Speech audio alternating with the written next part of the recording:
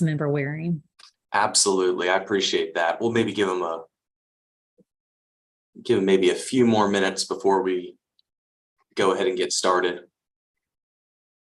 Especially since Councilman Waring has the honor of giving us the invocation this afternoon. So maybe we'll give him just a few more minutes and then we'll get started. I know we've got a long agenda.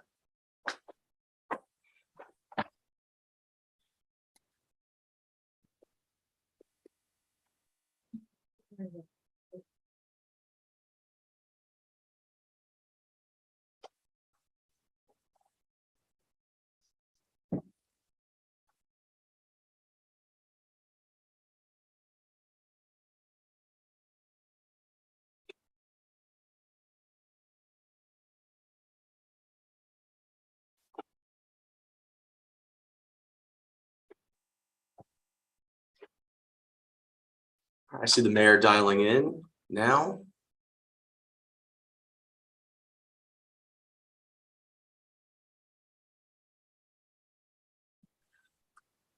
Hello, Mr. Mayor. How are you? Hey, everybody. How's everyone on this beautiful Monday? Doing well. Doing Good. well.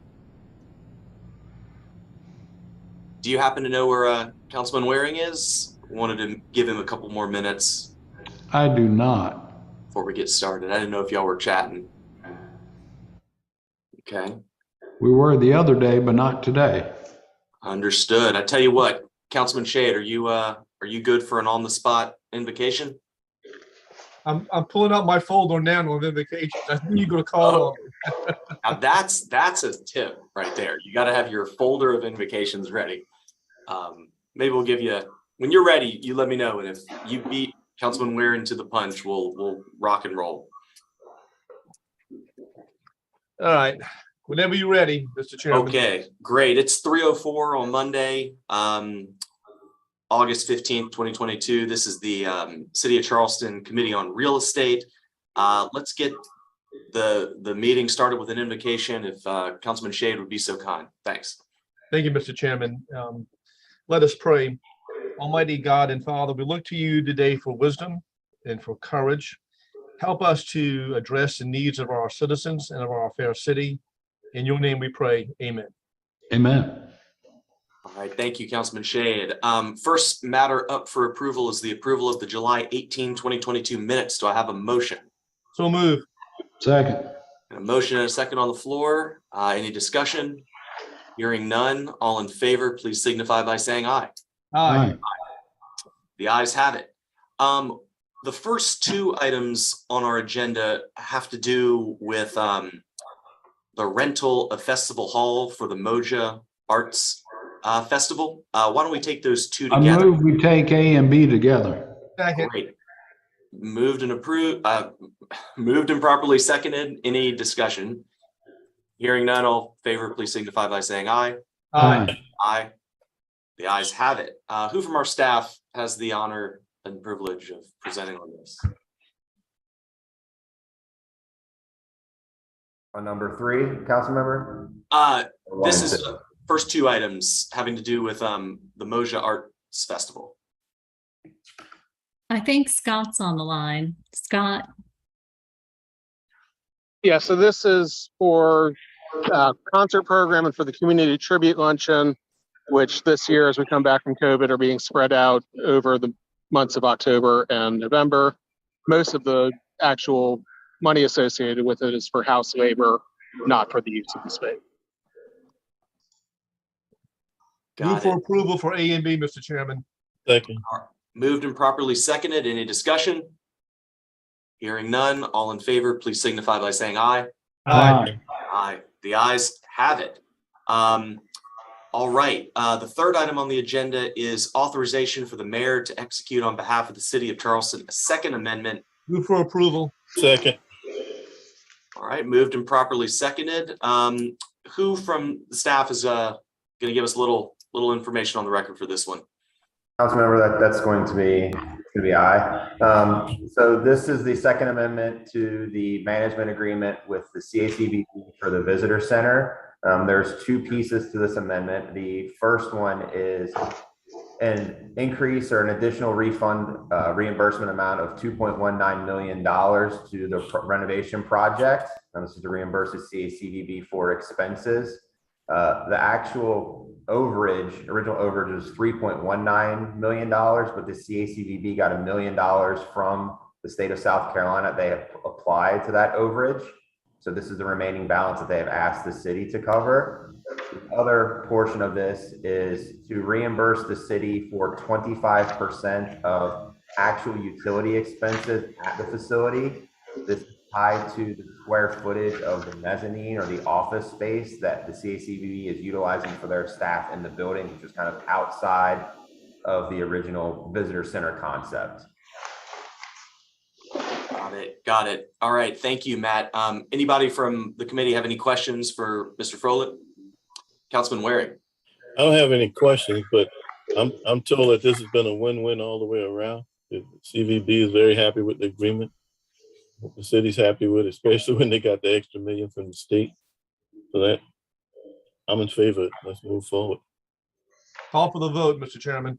Absolutely. All right. All in favor, please signify by saying aye. Aye. Aye. The ayes have it. All right. Fourth item on the agenda. This is probably one of my favorite pieces of city property. This has to do with the aquarium.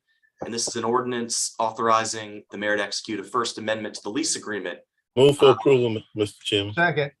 We got a motion and a second on the floor. Who from the staff is going to give us a little background on this one?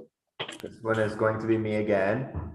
So this is the First Amendment to the agreement with the Aquarium for the Maritime Center. What this is allowing them to do is essentially, in short, the original agreement did not have any plans for them to utilize the docks in any way.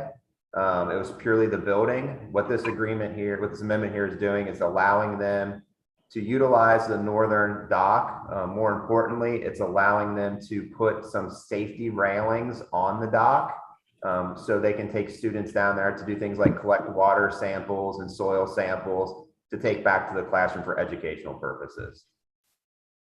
Got it. Thank you for that explanation. Sounds like a no-brainer to me. Councilman Gregg?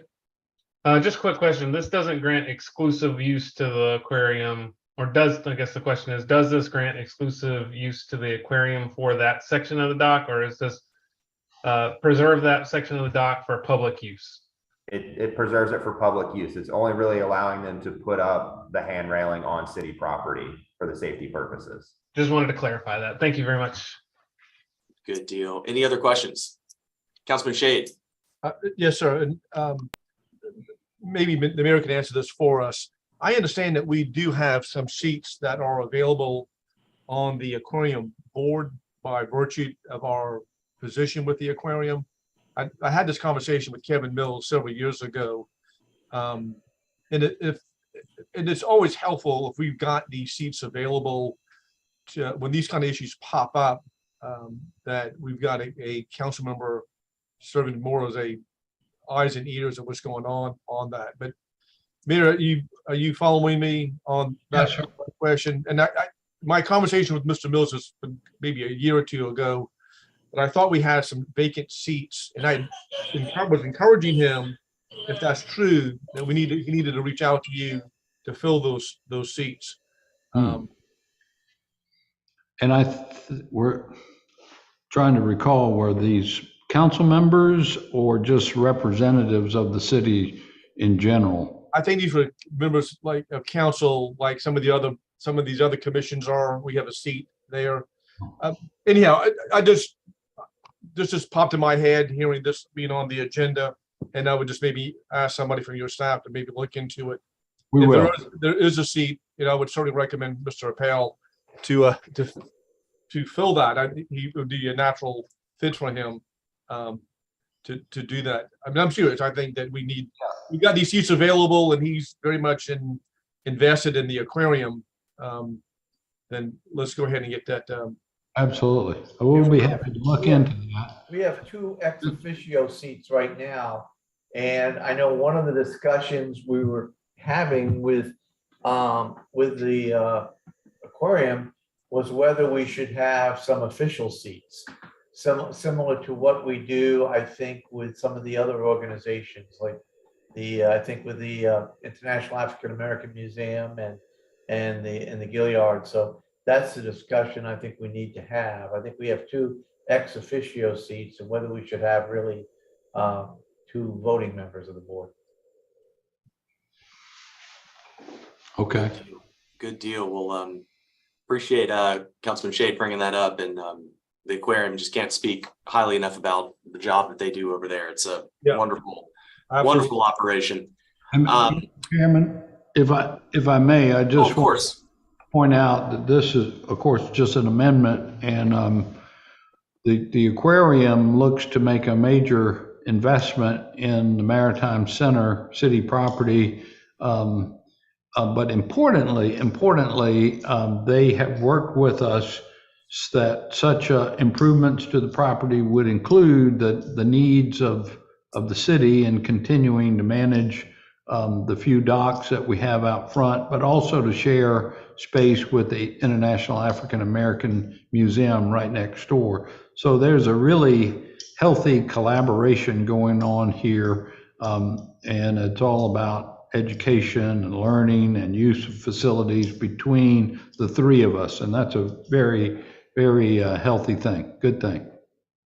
Absolutely. Thank you, Mayor, for sharing that. It's going to really be a wonderful waterfront here in the not too distant future. It already is great, but it's about to get even better.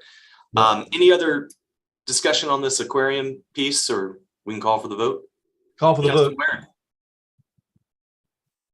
Councilman No, Ware, I just wanted to second what the mayor said. I couldn't agree. That collaboration is wonderful. I think Councilman Shade's recommendation, you and the board represent us fabulously. So that's great. I really appreciate that, guys. Thank y'all so much. Well. All right, let's vote. All in favor, please signify by saying aye. Aye. The ayes have it. Item E, this is a request for authorization for the mayor to accept on behalf of the city of Charleston as grantee. Move for approval. Move for approval. Got a motion and a second on the floor. I see Miss Creech has turned her camera on. Will you be Yes. shedding some light on this one for us? Yes. Good afternoon, Chairman and panel council members. We'd actually like to request a deferral of this item. A couple of things came up at the last minute that require some minor modifications. So we'll be meeting with zoning later this week. So move. Got a motion to defer on the floor. Do we hear a second? Second. Moved and properly seconded. Any discussion? Hearing none. All in favor, please signify by saying aye. Aye. Aye. All right. Thank you, Ms. Creech. Better to have it right than to rush it. And we look forward to having this one come back before us. Item F, this is an ordinance authorizing the mayor to execute on behalf of the city of Charleston a utility easement. This is with Dominion Energy involving a soccer and lacrosse field over on Daniel Island. Who from our staff is here to help walk us through this one? Ms. Copeland? Yes, sir. Good afternoon, Chairman Appel and members of the committee. So I'm going to share my screen with you real quickly. Let me know when you can see this aerial. Can you see it? You got it. Okay, so here we are. This is Daniel Island. There's 526 here. And if you zoom in here, this is the area we're talking about. There's a little dirt road right here that runs to these fields. Dominion is asking for an easement to install electric here to run lines for lighting and for power to those fields. So that's what this easement is about. And we ask for approval. Can you zoom out, Ms. Copeland? Give us a point of reference. Again, where's Sure. Bishop England High School compared to this? North. Yeah. So this is the very south end of Daniel Island, the end of the development. These are the DISA fields. So there's a soccer league that is out here, and they use these fields for practice. Just want to get my bearings. Thank you. Bishop England is, so if you go see the semicircle right there at the Right Yes. here? Yeah. right where the TMS number is. Mhm. England. Yeah, right here. Oh, wow. Got it. Yeah, this This hardly resembles the Daniel Island I remember when I graduated from Bishop England in 2002. I'm dating myself, but Gotta make a trip out here, man. I think the school was about the only thing out there at that time. I got to come visit you, Boyd, out there one of these days.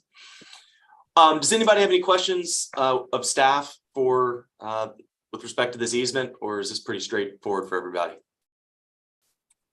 Move for All right, hearing none. We've got a motion to approve on the floor. Do I hear a second? Second. Moved and properly seconded. Any discussion? Hearing none. All in favor, please signify by saying aye. Aye. Aye. The ayes have it. Thank you, Ms. Copeland. Appreciate that. And we're done with the first page, guys. How about that? Item G. This is an authorization for the mayor to execute a right of purchase on behalf of the city of Charleston. Move to for approval. purchase 59 Noonan Street. We got a motion on the floor to approve. Do I hear a second? Second. Moved and properly seconded. Ms. Johnson, is this yours? It is. Chris Thank you. Dobbs is on Zoom as well. Chris, did you want to comment before I jumped in? Oh, I'll be happy to comment. Hello, everybody. I just landed from Vienna, Austria, so I'm about 6 hours behind everybody else. I apologize for not wearing the fancy lawyer outfit. All right, so what we've got We're here. impressed that you're still alive and talking, Chris. I mean, that's pretty good. I would I have wouldn't taken a miss pass this. on this one. Now, this is exciting to see it from this perspective. This is nice. All right, so 56 Noonan Street. This is one of our affordable housing properties that we've helped out the owner with. We've got a second position mortgage for about $60,408 that we've loaned Miss Taylor as of May 1st, 2018. The first position mortgage holder, which is this Freedom Mortgage, has started a foreclosure action against Miss Taylor. It's a 22 foreclosure. These things take a couple of years before they actually come up. But one of the things that we did right on this, I think, is the city of Charleston put a provision in the mortgage that said if they do decide to foreclose, they have to notify the city to give us at least the opportunity if we want to retain this property for our purposes. And they give us a 60-day notice to, if we want to basically buy out their position. It doesn't mean we get the property right away. It just means we get to buy out their position. We've asked what the payoff was on their mortgage, and they've given us one through the end of the month of $134,699.15 with about a $9.23 per diem interest after that. So we need to let them know at some point soon if the city wants to buy them out. And then the next step will be talking to them about, what exactly does that mean? I assume we're buying out their mortgage, but can we also get an assignment of their foreclosure? And then maybe the city works with the homeowner to reestablish loans so that they can continue on the property. I did look up, and this is beyond the scope of what I do, and I'll leave this to Gianna, but if Zillow says property is worth $373,900, so it's more than the mortgage is, the two mortgages, for what that's worth. All right, I'll pass it on to someone else who knows more about things than I do. Thanks, Chris. So this particular homeowner encountered multiple issues with COVID-19 and consequently ran into some financial challenges as a result of that. She is pursuing and has submitted an application to state housing for assistance, and her application has been preliminarily approved. So this is somewhat of a stopgap for us. We wanted to make sure we were in a position to buy should something fall through at state housing.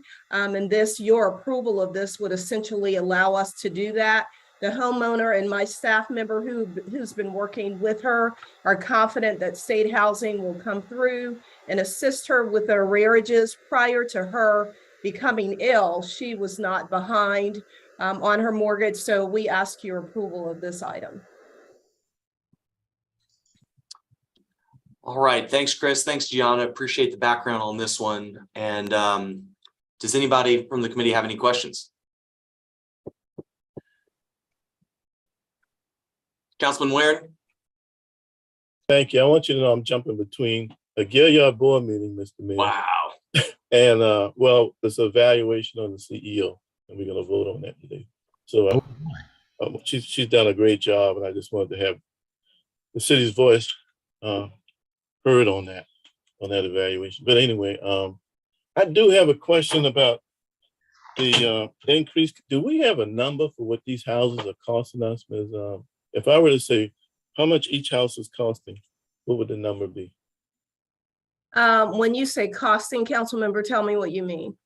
When I look at the amendment request, we're all on H, right? Item H. We're actually on G. We're actually on G, Oh, 50. forget. Oh, You're forget ahead of that. us. You're ahead of us. Yeah, I've already moved approval on G, but anyway. Okay, I'll wait till we get to H. All right. Unless anyone else has any questions about G, we'll go ahead and move to a vote. All in favor, please signify by saying aye. Aye. Aye. All opposed, hearing none, the ayes have it. Now we're on to item H and I, and I see that these are similar. Is this something we could take together, Michelle Yes, sir. Johnson? Yes, sir. Okay, great. Move Do I to have a consolidate motion? 8 and 9 for consideration, Mr. Chairman. I'll second it. We have a move to consolidate and second. Any discussion?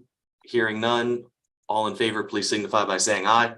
Aye. The ayes have it. All right. H and I, take it away, Ms. Johnson. Sure. So what you have before you are the development agreement and transfer agreement for 67 America Street. And Real Estate Committee has seen this one previously. H is actually an amendment to the development agreement, the first one, and it essentially allows for an extension of the time for the developer, who is also on the Zoom today, to get these 6 single-family detached homes constructed under our first-time home buyer program, which has your 90-year restrictive covenants.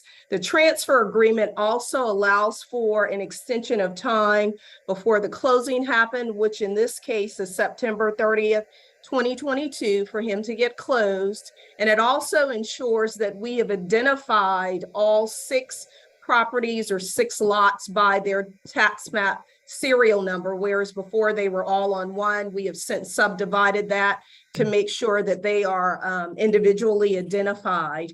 In addition to those matters, the purpose for bringing it back before Real Estate Committee today is because there is a slight increase, right under $300,000 of the cost to develop these properties.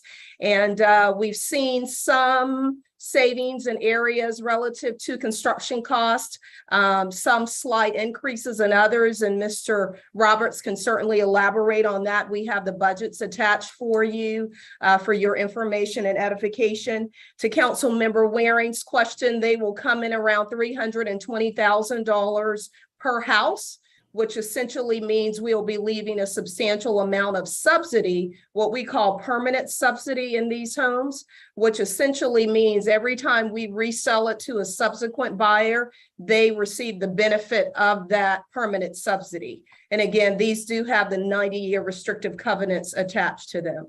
And I'll answer any other questions, or if Julia or any other member of the team working on this had comments. I do have a question. I was just doing some quick math on it. When you, and you're right on the cost of the units. The subsidy is going from roughly a tad north of, let's call it 28.5 to now almost 40,000. Correct. And that's above the increase of the cost of the building. I mean, help me out with that. I understand the cost of going from 1,765,000 to now 1,936,000 because of, cost of construction, et cetera, et cetera. I actually thought the subsidy would have been there to cover pretty much that increase, but it goes beyond that increase. So I kind of wanted to, why is that? So simply because we're seeing an increase in what the units themselves will cost, Right. we try to increase the subsidy so it would be commensurate, so that we would still be able to target the home buyers that we essentially target for these particular units. Okay. So is this 738 a part of, in addition to the 1,936,000, or it's included in that 1,936,000?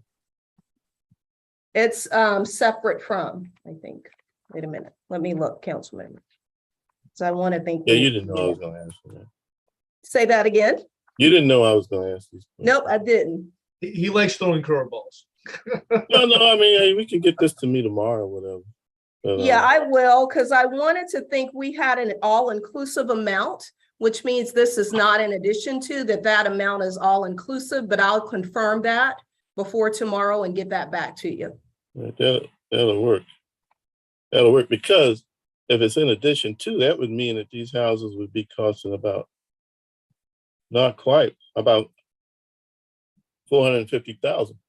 Yeah, no, and we wouldn't do that. We would I would ask hope you. not. Yeah, we would simply not. So previously, and if you look at the previous budget, I believe that it also includes our subsidy amount. And so the calculated cost per house is $322,713. So Right, that's what I that had. is, yeah, that is included within. And if you look at the last page of the budget, it pretty much outlines that for us. And Mr. Chairman and Gianna, Jeffrey Roberts has his hand up. Oh, okay. Jeff, we're without objection from my colleagues, we're happy to hear from you. Thank you, Councilman Appel. Councilman Waring, just to crystallize what Ms. Shaw Johnson said, the total cost to construct these houses is about $320-ish a piece. And that subsidy that Ms. Shaw Johnson was mentioning just reduces the buy down. So Okay. we're building this with our capital. The cost of it is 1.9 something. And the subsidies are just going to reduce the actual mortgage cost. They're going to get sold to the ultimate end user, the homeowner initiative homeowner, for the price of the unit, whatever it costs. And then Gianna's department is just buying that down in a subsidy, which would be on the HUD statement, but it's not an additional cost at all. It's just a buy down to reduce the ultimate mortgage cost. So then the cost of the house is 322 and change? Yes, Right. exactly what the aggregate budget is divided by 6. Okay, thank you. Thank you. And I would say, council member, we do sell these for cost to the Oh, I home know. buyers. Yeah. But their mortgage amounts will be less than what the house itself cost. I remember Ashleyville worked out fine in that regard. Thank you. You're Got it. welcome. Thank you, Jeff. Thank y'all for those clarifications. I saw Councilman Shade's hand as well as the mayor's. Yeah, thank you, Mr. Chairman. So I'm trying to follow what we're doing here. And I understand the concept of what we're doing here, and I think it's very important. But Gianna, at the end of the day, are all these units going to cost roughly the same amount of money to construct? Then the second question is, so what is going to be the homeowner's outlay eventually? What are we expecting from them to own these houses? Sure. So the answer to your first question is yes. The goal is that they all cost the same. Your second question is, it will vary slightly. Some of them have more money to put down. So around 200, 210 to 220 is where they qualify.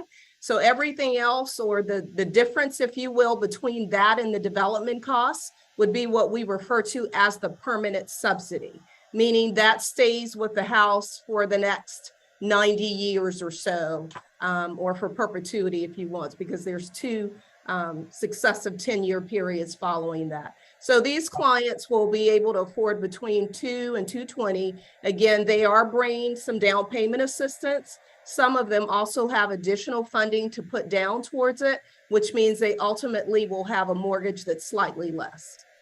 And then the subsidy, does the city maintain a lien, like a second mortgage, to cover the cost of the subsidy? So basically it's restrictive covenants. It's recorded with the deed so that if anyone tried to go in and flip it or anything of that nature, an attorney, someone would see that and it would not be allowed. Yes. And you hit on another point that maybe you anticipated my asking you this question. So if once they buy this property and the city protects its interest on the subsidy part of it, there's not a restriction to prevent them from selling it. I mean, it would seem to be that we're buying these and we're engaged in this process for attainable housing. If someone sells it, we would want that attainable housing option be available to a subsequent buyer. Yes, sir. And it stays that way. So we have a resale provision that is attached to these, and they can only get an increase based on the consumer price index or the area median income, whichever is higher. And so there is some restriction on what they can resell it for, which means our permanent subsidy is subtracted out of that. And then the end buyer or home buyer, if you will, gets the difference in that. Got it. Okay. It sounds like this is the perfect idea of how we're trying to maintain an inventory of housing available to folks who otherwise cannot afford a house downtown. Yes, sir. And That's they correct. protected the city's interests and for future generations as well. Thank you, Gianna, for that explanation. Appreciate You're it. welcome. One last question. That covenant, does it survive a foreclosure? Yes, sir. It does. Great. Great. If Thank you. they buy a property, the 90-year restriction does not go away. We've had several that have tried, but it won't go away.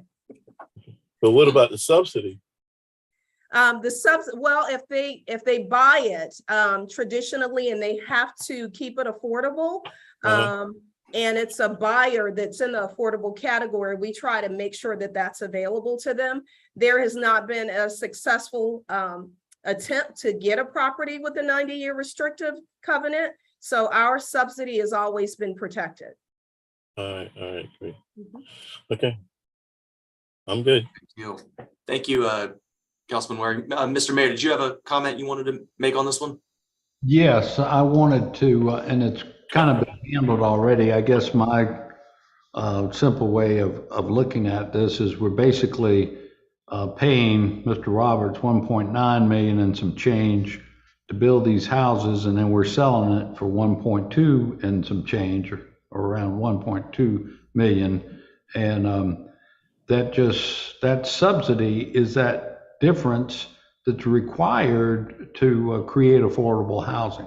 Somebody's got to provide that subsidy. In this case, it's us, and we're willing to do that. The part I like about this one the most is that it's home ownership, even though there are restrictions on what the homeowner can realize on a resale. There's some provision for them to share in the increase in value and build some wealth, build some net worth, as opposed to just paying rent and letting it go out the window. But I also just wanted to thank Mr. Roberts for sticking with us on this one, because I know it's had many twists and turns. There were some legal challenges, and then the cost of everything, and appreciate him working with us to get this to the finish line. Thanks. Thank you, Mayor. It was taken on as a civic responsibility, somebody that the city has been good to me, and this is an opportunity for our company to put our horsepower and talents to work to produce what the city really needs, which is your affordable housing initiative. And I'd like to thank Gianna, her staff, and Julia Copeland for getting involved here and assisting getting this across the finish line. Appreciate it. Yes, sir. Absolutely. This is a great success story all the way around. And Jeff, thank you for everything you do for the city. And of course, everybody over at our staff for helping to see this through. And I mean, this is really an example of innovation in the housing affordability space, where you're partnering with the private sector to make these things happen. And hopefully we can learn some positive lessons from this, and maybe even look at some of the things we do to keep improving, so we can keep doing more and more of these projects in the coming years. So thanks again to everybody. Do we have a motion on the floor on this, or do we need to move to approve? We still need a motion. So move. Thanks, Jennifer. Second. I'll second. We have a motion and a second on the floor. Any further discussion? Hearing none, let's vote. All in favor, please signify by saying aye. Aye. Aye. The ayes have it. All right. Thank you, Mr. Roberts, and thanks everybody on the staff for making this happen. Item J is an authorization for the mayor to execute on behalf of the city an escrow agreement between Long Savannah Company and HPH Properties regarding the acquisition of land for Long Savannah Parkway. Move for approval. Second. Moved and properly seconded. Ms. Copeland. My job here is done. It's just beginning. It's just beginning. Hopefully I won't ruin that by what I'm about to say. So part of the development agreement, several sections of the development agreement actually talk about that if these two private companies cannot acquire the land in order to build or start building this parkway, that the city will step in and acquire the land through condemnation, and that the developer will pay for all fees, costs, expenses associated with this condemnation. So this is the first step. We've created this escrow agreement. Hainsworth Sinkler Boyd is going to act as our agent. They will place the money into this escrow agreement, and that's how our efforts will be funded. So this is the first step. We would ask that you approve. All right. Thank you, Ms. Copeland. Any questions? Hearing none, let's vote. All in favor, please signify by saying aye. Aye. Aye. Aye. The ayes have it. All right. Item K, this is an authorization for the mayor to execute necessary documents to transfer to the Commission or of Public Works for the city of Charleston certain utilities constructed by the city during the renovations to the Credit One Stadium. Move for approval. on Mr. Daniel Island. Second. Moved and properly seconded. Ms. Copeland, you got a couple notes for the record here? This is another one. We put some sewer infrastructure into the ground, and these are the CWS documents that we execute in order to transfer that with a 2-year warranty. Good deal. Good deal. Gotta get this stuff papered. Any questions from any of my colleagues? No. Hearing none, all in favor, please signify by Aye. saying aye. Aye. Aye. All right. That passes. All right. Now on to the annexation portion of today's program. We've got, For approval, Second. is that all the annexations? all Councilman the Shea? annexations. Yep. My second is for all of them. Yeah. Good deal. Ms. Jones, do you have anything you want to point out about any of these, or are these just, These are all single-family residentials. The first three, 29 Avondale, 309 Cessna, and 827 Trent Street are West Ashley. And then the last one's James Island, but sounds like we're ready for a vote. great, great. Shout out to John and Maggie. They're friends of mine. Welcome to the city of Charleston. Without hearing any other further discussion, all in favor of these 4 annexations, please signify by saying aye.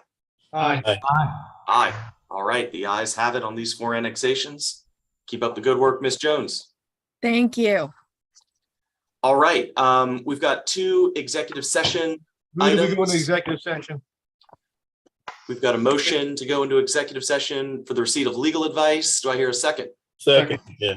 All And right. Chairman Appel, I just want to make sure that our clerk knows that Ms. Mack and Ms. Cleveland will be joining us on the second topic, not the first one. I'm Great, not sure how she's going to handle that, but I just wanted to give her fair warning. great. That sounds good. And Ms. Cook, I see Councilman Seekings is on the line as well. Yes, So when we Mr. create the breakout. Mr. Chairman, I think we need to vote.